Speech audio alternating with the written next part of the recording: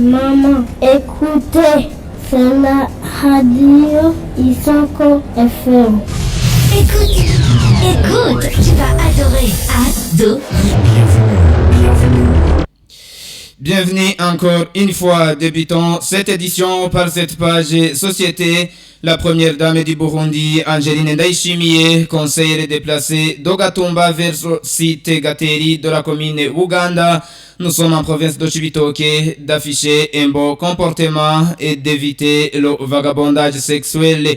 Elle exhorte également les jeunes d'éviter toutes choses qui leur fait distraire. Angeline Ndayishimiye l'a annoncé ce mardi au moment où elle a visité ce site de déplacés et muni des vivres et des habits. Je vous prie de l'écoute. Vous savez très souvent, si les gens sont en masse, surtout dans les sites, ils affichent de mauvais comportements comme la sexualité et surtout, comme il n'y a pas beaucoup d'activités, certains perdent le temps en détruisant leur vie. Je dis cela parce que la sexualité cause beaucoup de dégâts comme les maladies sexuellement transmissibles, le VIH/SIDA et le mpox. Peu importe les conditions que vous vivez, soyez dans la dignité qui détermine l'humanité. Je sais que vous êtes sage, mais Satan veut vous profiter. C'est pourquoi je vous donne ces conseils. Les jeunes évitent toutes choses qui vous fait distraire et les parents assurez bien l'éducation de vos enfants. J'aimerais lancer un appel à tous les Burundais d'avoir un comportement de charité. Cette vie est difficile, surtout aux enfants à bas âge qui ont besoin d'être à l'école et aux parents qui ont des enfants ici dans le site. Ayons la charité pour qu'on s'entraide afin que ces déplacés soient rentrés, que chacun demande une aide pour que ces questions soient résolues. Ce sont des questions difficiles parce que vous êtes entourés par des arbres. Il n'y a pas d'autres ménages sauf vous. Soient rentrés, que chacun demande Angeline Ndayishimiye, première dame du Burundi, traduite en français par Henriette Kagwiza.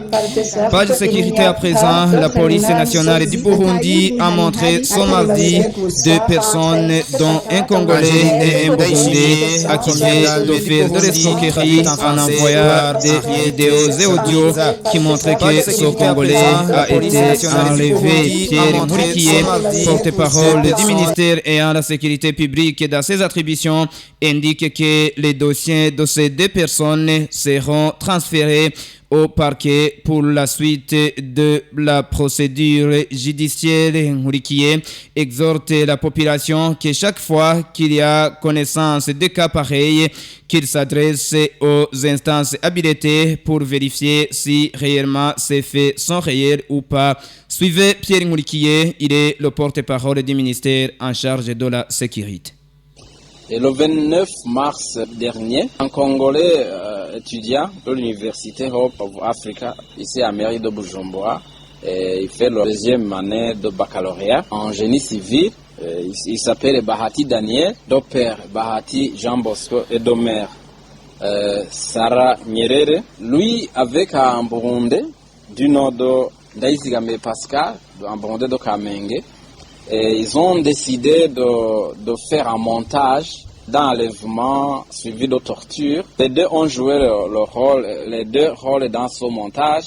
Donc dans la vidéo, vous voyez qu'il y a une personne qui est ligotée de derrière, touchée par bas-ventre. Et la deuxième personne, un peu plus noire, se tient en train de piétiner sur la première avec une machette dans la main. Ce sont des vidéos qu'ils ont réalisées et tournées. Et puis ils ont envoyé ces vidéos au père du Congolais, celui qui avait joué le rôle de victime, en exigeant à ce parent-là d'envoyer immédiatement $10,000 américains pour que cet étudiant-là soit libéré.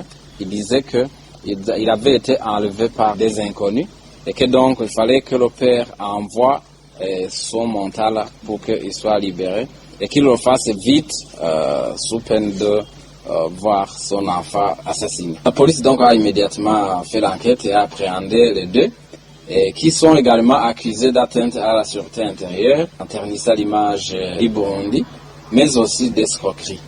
Donc, pour les deux cas, ce sont les mêmes infractions et le dossier sera transféré au parquet pour la suite de la procédure judiciaire.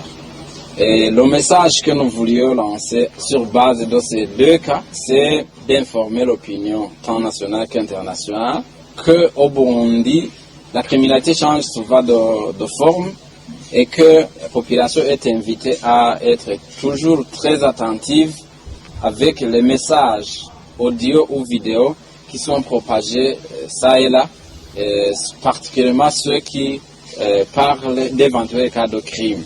À tout ce qui circule là sur les réseaux sociaux, et chaque fois qu'il a connaissance des cas pareils, des cas semblables, il faut que la population s'adresse aux instances habilitées en charge des enquêtes pour qu'elles puissent vérifier si réellement il s'agit d'effets réels ou s'il s'agit d'effets similés. Pierre Mouriquier, porte-parole du ministère ayant la sécurité publique dans ses attributions. Après une courte pause, on continue avec le journal. Vous écoutez la radio Isoko FM, la voix qui enrichit. C'est sur 100.4 MHz. On ne se lasse jamais. C'est la radio Isoko FM émettant sur 100.4 MHz et vous pouvez également suivre nos publications sur notre page Facebook en écrivant Isoko FM RBDC.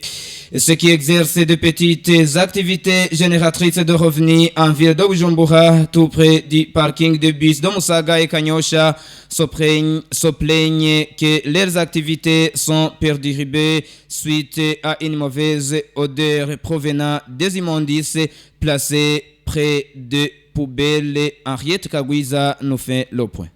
Ce vendeur qui exerce ses activités génératrices de revenus tout près du parking de bus de Musaga et Kanyosha dit qu'il y a des clients qui ne lui fréquentent plus à cause d'une mauvaise odeur provenant des immondices.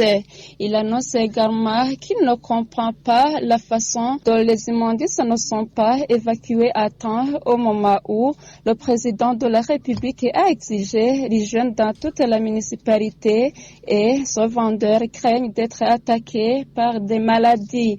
Il conseille à tous qui viennent d'ailleurs pour jeter des immondices dans ces poubelles publiques de ne pas le faire. Et il demande à la mairie de Bujumbura de s'en charger plus. Disons merci à Henriette Kagwiza. Actualité internationale pour clore cette édition.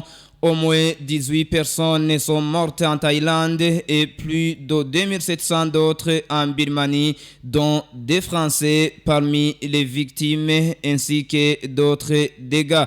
Selon la Radio France Internationale, l'origine de cette catastrophe était le séisme dont l'épicentre se trouvait en Birmanie. Plus de détails avec Obélix Nyonzim. Le bilan du tremblement de terre qui a frappé la Birmanie en fait de la semaine dernière s'élève à 2719 morts, a déclaré ce mardi le chef de l'État de la Birmanie. L'espoir de trouver les survivants dans les décombres se réduit d'heure en heure et le nombre de morts s'alourdit et les chiffres s'attendent à dépasser 3000 personnes. Dans un discours retransmis par la télévision d'État, Min Aung Hlaing a également indiqué qu'il y avait 4521 blessés et 441 disparus après le tremblement de terre de vendredi d'une magnitude de 7.7. Les secours sont mobilisés en Birmanie et en Thaïlande pour tenter de retrouver des survivants piégés dans les décombres et les experts craignent des milliers de morts supplémentaires en Birmanie, ce qui a causé la Birmanie à observer une minute de silence mardi en hommage aux victimes de ce tremblement de terre catastrophique qui a également déformé des routes et détruit des bâtiments jusqu'à Bangkok. 5 jours après le séisme, de nombreux habitants dorment encore dehors, soit parce qu'ils ne peuvent pas retourner dans leur maison en ruine, soit parce qu'ils craignent d'autres répliques. Les sirènes ont retenti ce mardi à 12h51 minutes locales, soit à 6h21 minutes JMT, l'heure précise à laquelle le tremblement de terre s'est produit vendredi et le pays s'est arrêté. pour se souvenir des victimes et une semaine de deuil national a été décrétée. Nous devons cette mauvaise nouvelle à la Radio France Internationale.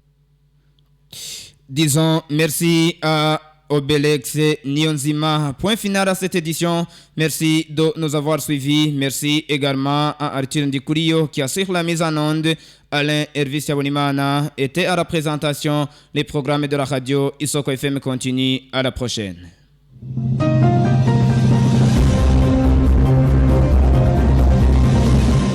Radio Isoko FM, Radio Burundi Discovery Channel.